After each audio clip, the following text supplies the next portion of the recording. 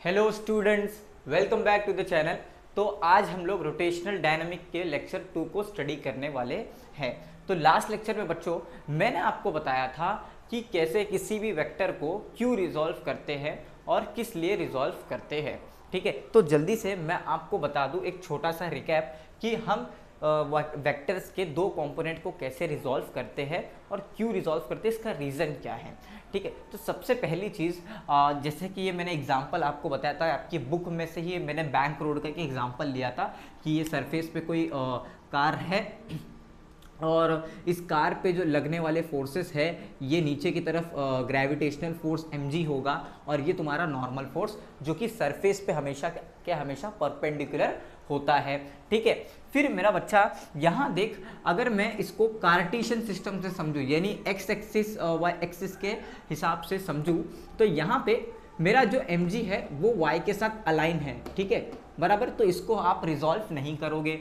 लेकिन अगर मैं देखूँ मेरा जो नॉर्मल है ये y के साथ तो अलाइन नहीं है ना, हॉरिजॉन्टल वर्टिकल तो है नहीं, वर्टिकली अलाइन है नहीं, है ना। अब अगर मैं देखूं ये ऐसा देखूंगा तो हॉरिजॉन्टली भी अलाइन नहीं है, मतलब मुझे y को n को क्या करना पड़ेगा, रिजॉल्व करना पड़ेगा। मतलब मैं इसके दो कंपोनेंट ऐसा निकालूंगा।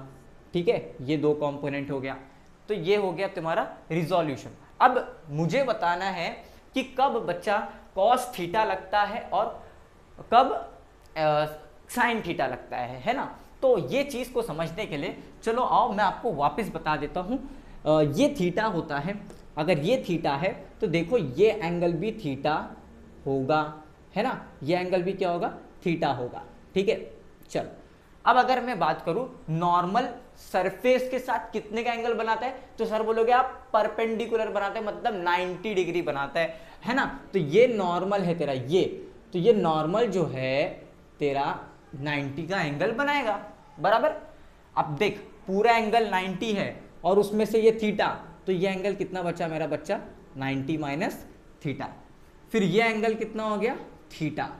ये आपको मैंने पहले भी बता चुका हूं, है ना। आपने लेक्चर नंबर 1 देखा होगा, काफी बेसिक्स के साथ मैंने वो लेक्चर को बताया था। अब अगर आप बच्चों देखोगे तो यहाँ पे ये तेरा जहाँ पे थीटा है वहाँ पे तू लगा देगा तेरा n cos थीटा और यहाँ पे तू लगा देगा n sin थीटा। तो ये दो चीज़ तुझे अच्छे से समझ में आ गई होगी कि कब cos थीटा लगाना है और कब sin थीटा लगाना है। तो चलो आज हम लोग बढ़ते हैं नेक्स्ट पार्ट की तरफ, जो कि है हमारा सर्कुलर मोशन का ही पार्ट है, उसको हम लोग स्टडी करते हैं। मंगता अगर जिसने नहीं लिखा है तो वो एक बार इसको लिख लीजिए, फिर हम लोग नेक्स्ट पार्ट की तरफ बढ़ते हैं।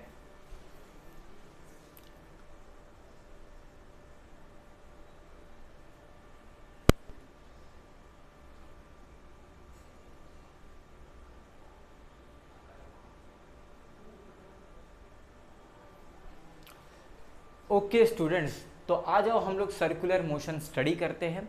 बहुत बढ़िया तरीके से इसको समझते हैं, इसकी चीज़ों को समझते हैं। ठीक है, तो पहली बात सर्कुलर मोशन होता क्या है। तो सर्कुलर मोशन एक टाइप का पीरियोडिक मोशन है। ठीक है, तो हम लिख सकते हैं कि सर्कुलर मोशन एक टाइप का पीरियोडिक मोशन है। It is a periodic motion, it is a periodic motion. Okay sir, periodic motion क्या है? अरे सिंपल है कि एक मोशन एक फिक्स्ड इंटरवल ऑफ टाइम के बाद रिपीट होता रहेगा, जैसे revolution of earth around the sun. ठीक है, एक फिक्स्ड इंटरवल ऑफ टाइम के लिए क्या करता है, वो रिवॉल्व करता है ना। 365 डेज में अपना रिवॉल्यूशन कंप्लीट करता है, फिर वापस घूमता है, तो it is a period of revolution और इसको हम कहते हैं पीरियोडिक मोशन। ठीक है, तो सर्कुलर मोशन एक पीरियोडिक मोशन है in which a particle is moving with a constant angular speed, ठीक है, is called circular is called with a constant angular speed on a circumference of a circle, on a circumference of the circle। तो ये हो गया तुम्हारा circular motion. ठीक है, तो भैया हमने देखा सर्कुलर मोशन एक टाइप का पीरियोडिक मोशन है जिसमें पार्टिकल ऐसा जुम जुम जुम जुम जुम जुम क्या करेगा, घूमेगा, है ना। जैसे अगर मैं आपको बताऊं, मेरे पास यहाँ भी ऐसी कोई चीज़ है नहीं, लेकिन अगर आप देखोगे आपने किसी चीज़ को बांध के रखा है ठीक है, थ्रेड से, और उसको ऐसा घुमा रहे हो, तो ये क्या एक सर्कुलर मोशन है, ठीक है। तो ये चीज आपको समझ के रखना है, ठीक है। लेकिन अभी मैं आपको थोड़ा सा फील बताता हूँ सर्कुलर मोशन की, क्या सर्कुलर मोशन होता क्या है, ठीक है। थोड़ा सा फील करो, ठीक है। देखो सबसे पहली चीज मैं आपको रेडियस वेक्टर भी मैंने आपको बताया था, रेडियस वेक्टर या पोजीशन वेक्टर मैंने बताया था कि पोजीशन वेक्टर क्या होता है ना। ये पार्टिकल O है, सॉरी ये सेंटर O है और ये पार्टिकल A पॉइंट पे है, तो ये तुम्हारा क्या हो जाएगा R वेक्टर, जिसे हमने पोजीशन वेक्टर बोला था। ऐसा वेक्टर जो सेंटर से लेके पार्टिकल की पोजीशन तक होता है वो तुम्हारा क्या है, रेडियस वेक्टर, या फिर आप उसे बोल सकते हो पोजीशन वेक्टर बोल सकते हो, है ना। ये मैंने पढ़ा के रखा था। अब आ जाओ जरा सर्कुलर मोशन की फील लेते हैं, एकदम फिजिक्स को फील के साथ पढ़ने का और मजा आ जाती है, ठीक है। तो जरा देखो यहाँ पे मैं इसको मेरे तरीके से समझाता हूँ कैसे इसको समझना है, ठीक है।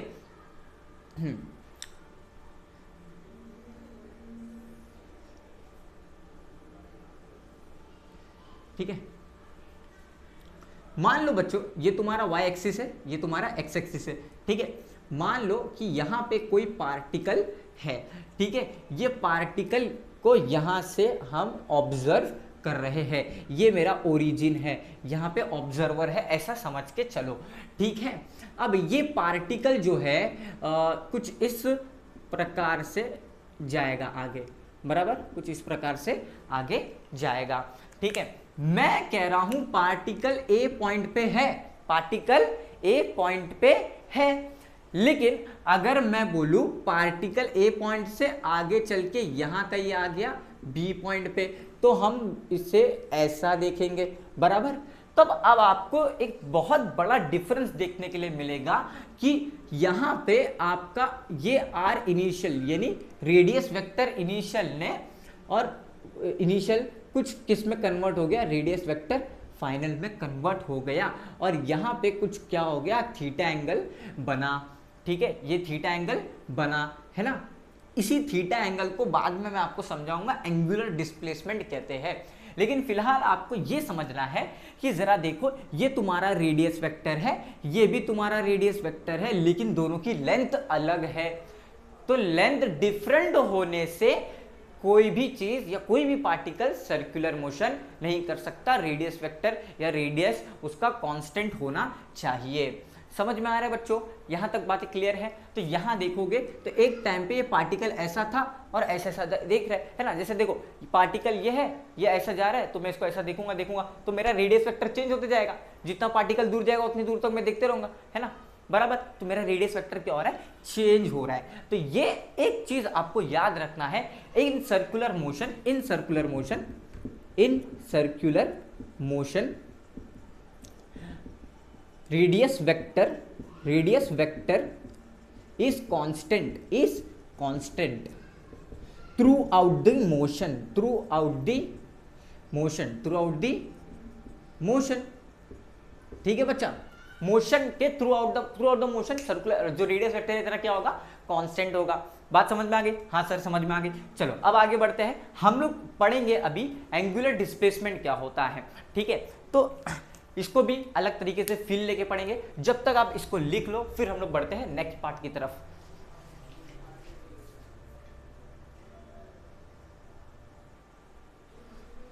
ओके स्टूडेंट्स, तो अभी हम लोग पढ़ने वाले हैं कि एंगुलर डिस्प्लेसमेंट क्या होता है सर्कुलर मोशन में, और क्या एंगुलर डिस्प्लेसमेंट सिर्फ सर्कुलर मोशन में होता है, वो भी चीज मैं आपको आज डिटेल में बताने वाला हूं, ठीक है। देखो ये जो मेरी जो लेक्चर की जो सीरीज होने वाली है वो काफी डिफरेंट लेवल पे होने वाली है, आप इसे महाराष्ट्र बोर्ड के टीचर्स से कंपेयर ना करें, ठीक है। तो मेरा जो पढ़ाने का जो अंदाज है वो बहुत डिफरेंट है। तो चलो और जरा इसको स्टडी करते हैं, ठीक है। तो मैं अगर आपको बताऊं, यहाँ पे एग्जाम्पल देखो कि ये जो है तुम्हारा कोई पर्सन है या पार्टिकल है जो जाएगा, यहाँ पे पॉइंट ए है, और ये पार्टिकल जो है यहाँ से कभी ना कभी तो यहाँ जाएगा, मतलब ये पार्टिकल है, मान लो मैं इसको देखूंगा, देखते देखते देखते देखते ये जितना दूर जाएगा उतना दूर मेरी नजरें जाएगी, बराबर। मतलब ये पार्टिकल कुछ इस तरीके से धीरे धीरे यहाँ पहुँचेगा, ठीक है। तो मैं बना सकता हूँ कुछ इस तरीके से, मेरा रेडियस मान लो पार्टिकल इधर है, ठीक है, अभी बन गया भाई है ना। चलो देखो, है ना, पार्टिकल इधर है। जरा देखो अभी ये जो है यहां से ऑब्जर्वर इसको देख रहा है, ये आपका आर इनिशियल वेक्टर हो गया, बराबर। अब यहां से ये कुछ एंगल इसने क्या किया, डिस्क्राइब किया, है ना, ये क्या किया उसने, कुछ एंगल डिस्क्राइब किया और ये बना दिया उसने आर फाइनल, बराबर, आर फाइनल बना दिया उसने।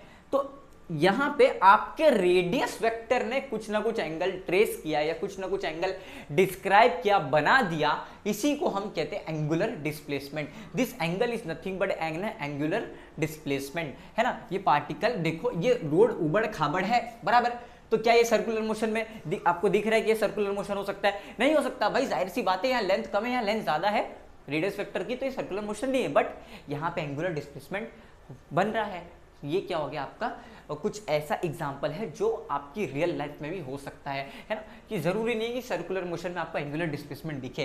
भाई एंगल बना रहा है मतलब है वहां पे आपका एंगुलर डिस्प्लेसमेंट है, बराबर। अगर आप देखोगे तो पार्टिकल कभी यहाँ पे चले जाएगा तो यहाँ पे ये बना देंगे हम लोग, ठीक है। सो इसका बेसिक डिफाइन क्या हो गया सर, हमको डिफाइन बताओ, हमको एग्जाम में डिफाइन भी तो लिखना है। तो डिफाइन ये हो जाती है बच्चा कि पहले टॉपिक क्या नाम डाल दो, एंगुलर डिस्प्लेसमेंट, एंगुलर डिस्प्लेसमेंट, ठीक है। देखो आपने न्यूटन लॉ ऑफ मोशन में, आपने काइनेमेटिक्स में पढ़ा होगा लीनियर डिस्प्लेसमेंट, लीनियर फोर्स, है ना, लीनियर वेलोसिटी, लेकिन जब आप सर्कुलर मोशन की बात करते हो तो आप पढ़ते हो एंगुलर डिस्प्लेसमेंट को थीटा से। किससे पढ़ते हो बच्चा? थीटा से। अगर मैं बोलूं कि ये तेरा एंगुलर डिस्प्लेसमेंट है तो इसकी डिफाइन होगी the angle described by the radius vector, that is आपका आर वेक्टर जो होता है, रेडियस वेक्टर,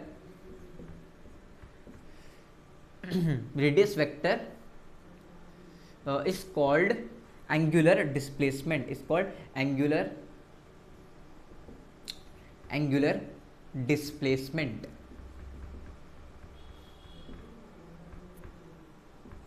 डिस्प्लेसमेंट, ठीक है, यहां तक क्लियर है, बात समझ में आ गई कि एंगुलर डिस्प्लेसमेंट क्या होता है, कि the angle described by the radius vector is called angular displacement. ये आपने डिफाइन बना दी। अब भाई जरा इसको ध्यान से सुनो, इसका यूनिट क्या होता है, इसका ऐसा यूनिट होता है थीटा, है ना, तो ये हो जाएगा आपका रेडियन, ठीक है, रेडियन। अच्छा, दूसरी चीज, एंगुलर डिस्प्लेसमेंट जो होता है ये एक वेक्टर क्वांटिटी है। Angular displacement is a vector quantity, तो ये पॉइंट भी आप याद रख सकते हो। Angular displacement is a vector quantity, angular displacement is a vector quantity, vector quantity. Sir vector quantity क्या है? अरे मैंने पढ़ाया था ना, भूल गए क्या? वेक्टर क्वांटिटी मतलब भैया जिसके पास डायरेक्शन हो और मैग्नीट्यूड भी हो, बराबर, कहाँ जा रहे हो और किधर जा रहे हो, ऐसा भी बोल सकते हो, कहाँ जा रही हो और किधर जा रही हो, समझ में आ रहा है? समझो जरा, ठीक है, तो ऐसा समझ सकते हो एंगुलर डिस्प्लेसमेंट, और angular displacement is a vector quantity. दूसरा सबसे important point, it is a dimensionless quantity, it is a dimensionless quantity. क्या बच्चों यहां तक समझ में आ रहा है? It is a dimensionless quantity, समझ में आ गया? चलो, तो ये चीज हो गई आपका एंगुलर डिस्प्लेसमेंट के बारे में। लेकिन अगर सर आपने बोला है वेक्टर क्वांटिटी तो इसका डायरेक्शन है, मतलब अगर मैं आपको बताऊं बच्चों, एंगुलर डिस्प्लेसमेंट का डायरेक्शन निकालने का तरीका भी होता है। अब डायरेक्शन को कैसे हम बता सकते हैं? तो to find direction of angular displacement, to find direction of angular displacement,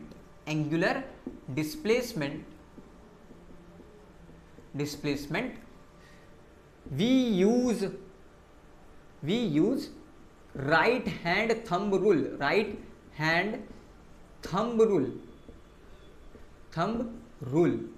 ठीक है, राइट हैंड थंब रूल। आप अपने सीधे हाथों का उपयोग करोगे, ठीक है, राइट हैंड थंब रूल। अरे याद आ रहा है 10th स्टैंडर्ड में आपने पढ़ा था, वही रूल यूज करना है बेटा, समझा? तो देख, ये आपने इतना समझा कि भाई एंगुलर डिस्प्लेसमेंट एक तो सर्कुलर मोशन में नहीं होता, दूसरी चीज उसकी कुछ चीजें मैंने आपको बता दिया क्या होता है angle describe by radius vector, है ना। अगर आपको मैं फिर भी एक सर्कुलर पार्ट से अगर आपको समझाना चाहूँ तो आप यहाँ पे समझ सकते हो कि यहाँ पे ये कोई पार्टिकल है और ये उसकी और सेंटर है, सेंटर से यहाँ तक का जो डिस्टेंस है ये आपका रेडियस वेक्टर है। ये पार्टिकल एक पॉइंट पे है, ए पॉइंट है, ये पार्टिकल कुछ टाइम बाद यहाँ पे आ जाएगा, ठीक है। तो ये ठीक है, ये भी आपका आर वेक्टर है, ठीक है। तो after some time particle is on point B, ठीक है, कुछ डिस्टेंस उसने कवर किया, मतलब यहाँ पे कुछ एंगल बना थीटा। तो ये थीटा ही तुम्हारा क्या है भाई, एंगुलर डिस्प्लेसमेंट है। समझ में आ रहा है मेरा बच्चा, थीटा ही तुम्हारा क्या है, एंगुलर डिस्प्लेसमेंट है।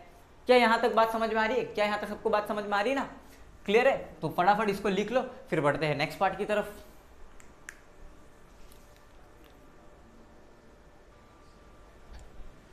ओके स्टूडेंट्स, तो अभी हम लोग देखने वाले हैं सर्कुलर मोशन के दो टाइप होते हैं, एक तो वर्टिकल सर्कुलर मोशन होता है और एक तो हॉरिजॉन्टल सर्कुलर मोशन होता है। अब इसमें हम लोग ने एंगुलर डिस्प्लेसमेंट को डिस्कस किया था, the angle describe by the radius vector is called angular displacement, ठीक है। तो सबसे पहली चीज आपको समझना है एंगुलर डिस्प्लेसमेंट का डायरेक्शन कैसे निकालते हैं। तो मैंने बताया कि by using right hand thumb rule, ये आपका ये मेरा सीधा हाथ है, तो आप अपने सीधे हाथ से एंगुलर डिस्प्लेसमेंट का वो निकाल सकते हो डायरेक्शन, ठीक है। तो यहाँ पे अगर आप देखोगे, यहाँ पे एक पार्टिकल है जो एक एंटी क्लॉकवाइज डायरेक्शन में घूम रहा है, a particle which is moving on a circular path in a anti clockwise direction, ठीक है। ये पार्टिकल एंटी क्लॉकवाइज डायरेक्शन में क्या कर रहा है, घूम रहा है, ठीक है।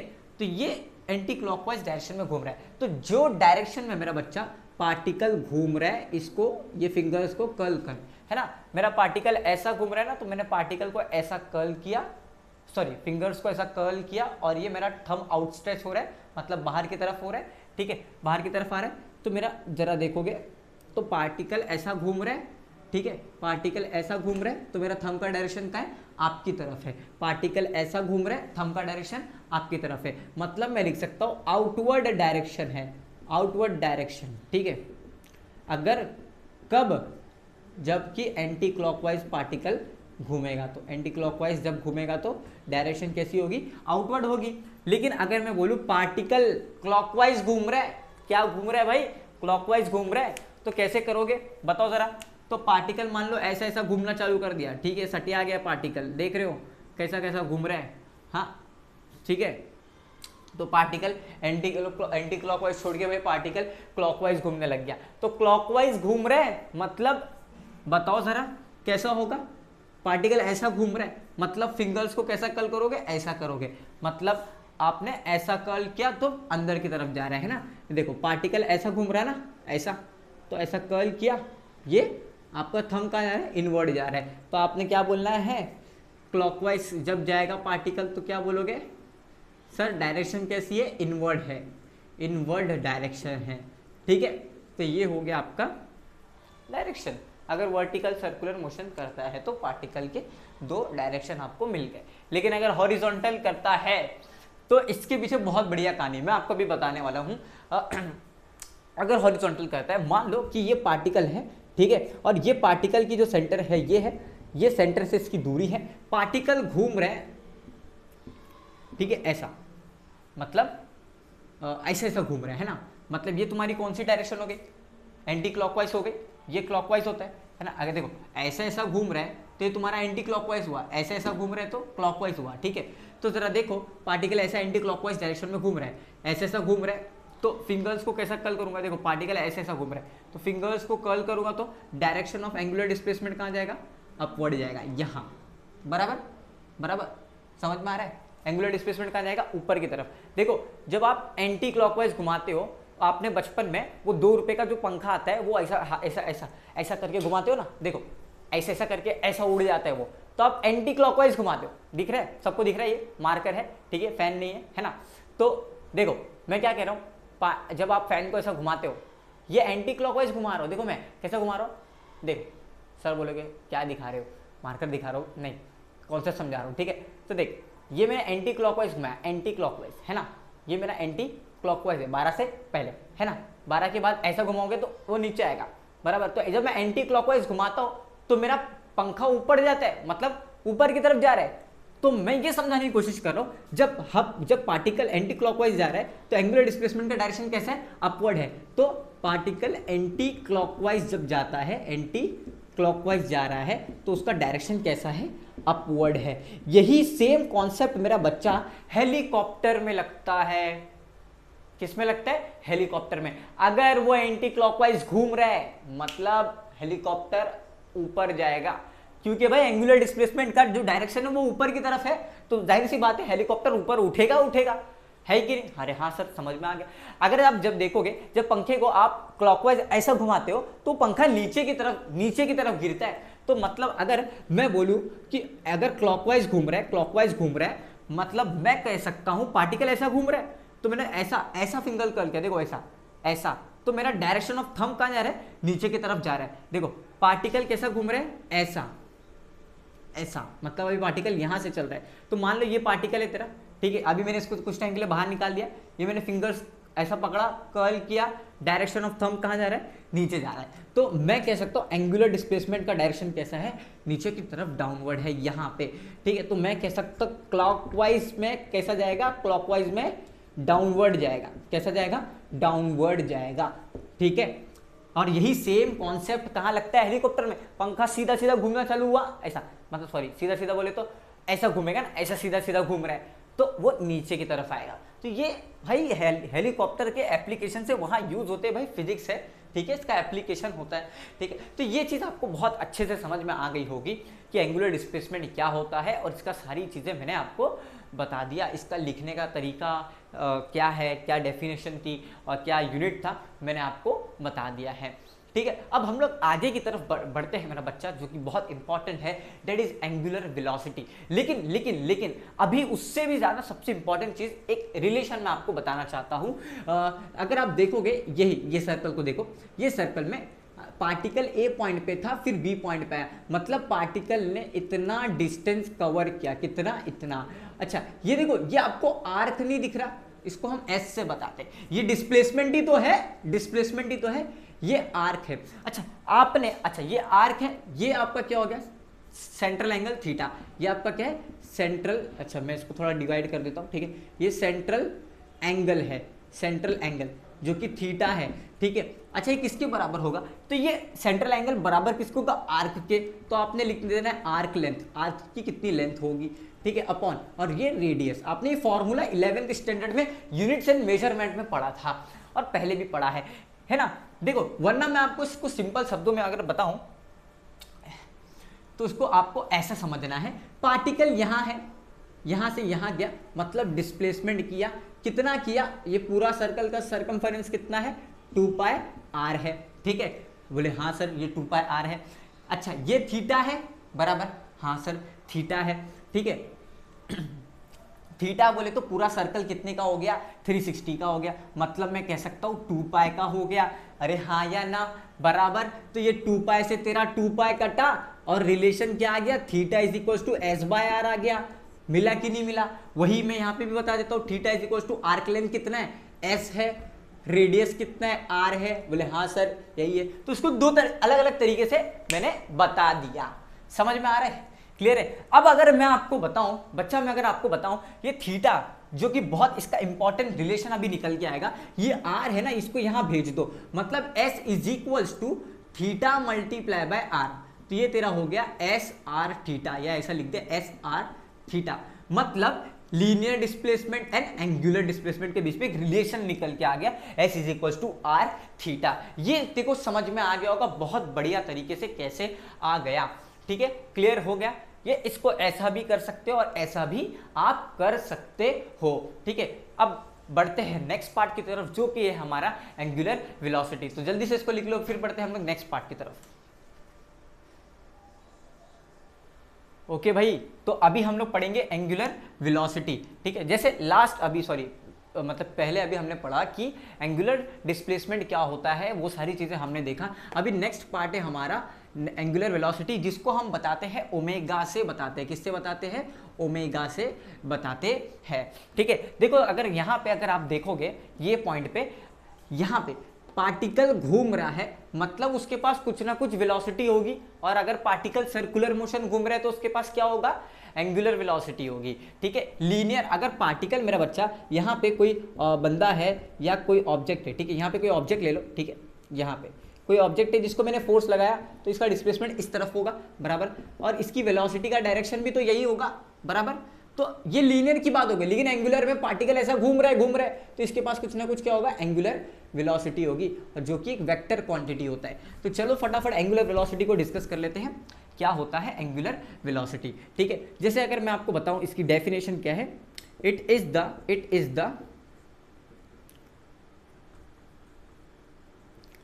The rate of change of limiting angular displacement with respect to time. देखो डेफिनेशन तो मैंने समझा दिया क्या होता है, अब वो बता रहा हूं। ठीक है, मान ले तेरा पार्टिकल जो है इस सर्कुलर पाथ पे ट्रेवल कर रहा है। ठीक है, ये तेरा सर्कुलर पाथ है, ठीक है, ये पार्टिकल है, ए पॉइंट पे है, और ये तेरा ओरिजिन जहां से पार्टिकल घूमेगा। अगर पार्टिकल घूम रहा है मतलब ये उसने कुछ यहां तक डिस्टेंस कवर किया, ये तेरा एंगुलर डिस्प्लेसमेंट थीटा, ठीक है, बराबर, ये तेरा एंगुलर डिस्प्लेसमेंट थीटा। अब जहां पे थीटा होगा और पार्टिकल है तो उसी के साथ साथ तेरा क्या होगा? ओमेगा वेक्टर भी होगा। ये तेरा क्या एंगुलर वेलोसिटी है। ठीक है, यहां तक तेरे को समझ में आ गया होगा। अभी ये लिमिटिंग वर्ड क्या यूज कर रहे हैं आप, वो मुझे समझाओ। तो मैथमेटिक्स में आपने कैलकुलस में पढ़ा होगा कि लिमिट्स, सबसे पहले देखो, limit delta T tends to 0 और delta Y by delta X, ये फॉर्मूला चेंज होके बन जाता है dy बाय dx, मतलब derivative of y with respect to x। ये फॉर्मूला बहुत बहुत इंपॉर्टेंट है। ठीक है, इसी तरीके से एंगुलर वेलोसिटी का भी फॉर्मूला निकल के आता है। कैसे? अगर मैं लिखता हूं limit delta T tends to, velocity पढ़ रहे हैं, एंगुलर वेलोसिटी ओमेगा पढ़ रहे हैं, तो थीटा। ठीक है, क्या लिखोगे? Delta theta by delta T. तो हम इसको चेंज होके, जैसे मैंने बताया dy बाय dx हो जाएगा, इसी तरीके से d थीटा बाय dt बन जाएगा। ये तेरा फॉर्मूला बन गया किसका? ओमेगा का। सर किसका बन गया? ओमेगा का। देखो इतना डिटेल में ये जो चीज़ है ये जेई लेवल पे पढ़ाते हैं। ठीक है, अगर आप देखोगे इसको, ये कहाँ से आया तो ये बोर्ड पे नहीं बताएंगे। ठीक है, तो ये कैसे आया? इस फॉर्मूले से आया।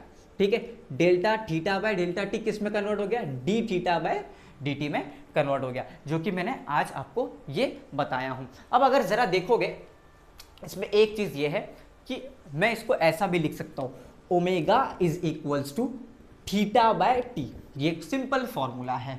ठीक है, ये तो डिफरेंशिएशन के फॉर्मूले के हिसाब से मैंने आपको बताया, omega is equals to theta by T. Sir ये तो मेरे को समझ में आ गया, omega is equals to theta by T ये चीज़ होती है। अब यहाँ पे इसकी यूनिट की बात की जाए तो सर इसका यूनिट क्या होगा? तो इसका यूनिट क्या है? देखो मैंने आपको बताया था थीटा का यूनिट क्या होता है? रेडियन होता है, और टाइम का यूनिट क्या हो गया? सेकेंड हो गया। तो तेरा रेडियन पर सेकेंड हो गया इसका यूनिट, रेडियन पर सेकेंड हो गया इसका यूनिट, हो गया किसका? एंगुलर वेलोसिटी का यूनिट क्या हो गया? रेडियन पर सेकेंड हो गया। ठीक है, अच्छा सर इसका डायमेंशन बताओ। तो बेटा डायमेंशन अगर इसकी बात करें तो इसका डायमेंशन हो जाएगा कुछ इस तरीके से, मैं यहाँ पे आपको लिख के दे देता हूँ कि dimension of angular velocity, sorry ठीक है बोर्ड ज़्यादा गंदा कर दिया मैंने, L1 M0। ठीक है, देखो सॉरी L1 भी कैसे होगा? L0 M0 T-1 हो जाएगा। ठीक है, बिकॉज लेंथ तो है नहीं, ठीक है, और मास नाम की कोई चीज़ है नहीं। ठीक है, तो हम उसको लेंगे L0 M0 T-1 हो जाएगा। ठीक है, तो एंगुलर डिस्प्लेसमेंट थीटा जो है ये क्या हो गया आपका? T-1 हो गया, sorry velocity L0 M0 T-1 हो जाएगा। ठीक है, यहाँ तक आपको बात समझ में आ गई होगी। तो ये चीज़ आपको क्लियर रखना है कि इसका डायमेंशन है। ठीक है, और ये डायमेंशन लेस क्वांटिटी नहीं होती है। ठीक है, तो यहाँ तक हम लोग इसको स्टॉप करते हैं। आई होप ये वीडियो लेक्चर आपके लिए काफ़ी इंपॉर्टेंट होगा और आपको काफ़ी चीज़ें समझ में आई होगी कि मैंने क्या समझाया हूँ इस लेक्चर में। थ्रू आउट द सेशन आपने बहुत सी डिफरेंट चीज़ें फील की होगी जो लेवल पे मैंने पढ़ाया है। ठीक है, जो लेवल पे मैंने आपको एंगुलर डिस्प्लेसमेंट समझाया है, आप यूट्यूब का कोई भी चैनल उठा के देख लो, वहाँ उस तरीके से एंगुलर डिस्प्लेसमेंट आपको नहीं बताया है मेरा बच्चा। ठीक है, समझ में आ रहा है? तो मिलते हैं नेक्स्ट सेशन में और सारी चीज़ों को रिवाइज कीजिए। और अगर कुछ डाउट होता है या कुछ मेरे से मिस्टेक हो जाती है तो आप मुझे कमेंट करके बता सकते हो। So thank you very much students, आपका बहुत सारा प्यार दिखाने के लिए। तो मिलते हैं नेक्स्ट वीडियो के अंदर, जब तक के लिए good bye. Sir sir sir sir